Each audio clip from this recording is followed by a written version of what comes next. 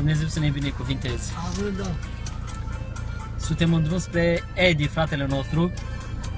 Îl duc pe Cătălin să se pregătească pentru programul de biserică la frații de pe ulici. Nu te las niciodată, eu nu te las niciodată, Iisus. Tu pentru mine ești apă curată și te iubesc nespus. Aleluia! Eu nu te las niciodată, eu nu te las niciodată, Iisus. Tu pentru mine ești apă curată și te iubesc nespus. Mi se duc anii vieții ca și zorii dimineții. Doamne, vreau să alerg mereu, să te laud, Domnul meu.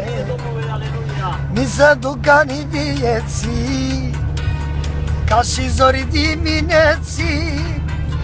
Doamne, vreau să alerg mereu cu tine pe drumul tău. Eu nu te las niciodată, eu nu te las niciodată, Iisus. Tu pentru mine ești apă curată și te iubesc nespus. Eu nu te las niciodată, eu nu te las niciodată, Iisus. Deci pentru mine ești apă curată și te iubesc nespus. Două drumuri sunt în viață, unul duce la speranță. Ajută-mă, Domn, mereu să te laud, Domnul meu.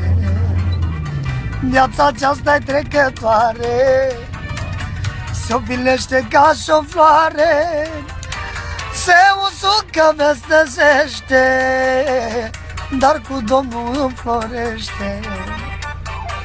Eu nu te las niciodată, nu te las niciodată, Iisus. Tu pentru mine ești apă curată și te iubesc nespus. Eu nu te las niciodată, nu te las niciodată, Iisuse. Tu pentru mine ești apă curată și te iubesc, Iisus.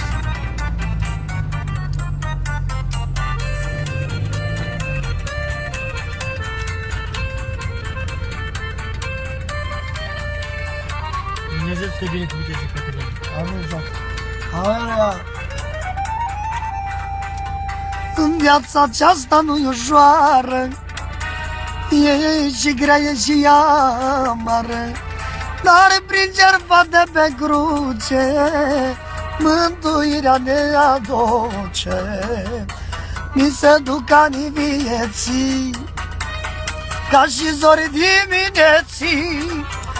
Doamne, vreau să stau mereu cu tine pe drumul tău.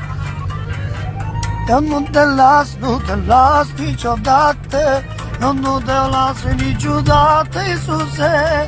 Tu pentru mine ești apă curată și te iubesc, Iisus.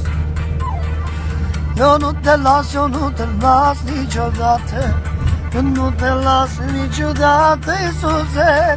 Tu pentru mine ești apă curată și te iubesc nespus. Eu nu te las niciodată, eu nu te las niciodată, Iisus. Tu pentru mine ești apă curată și te iubesc nespus. Eu nu te las niciodată, eu nu te las niciodată, Iisus. Tu pentru mine ești apă curată și te iubesc nespus. Amin.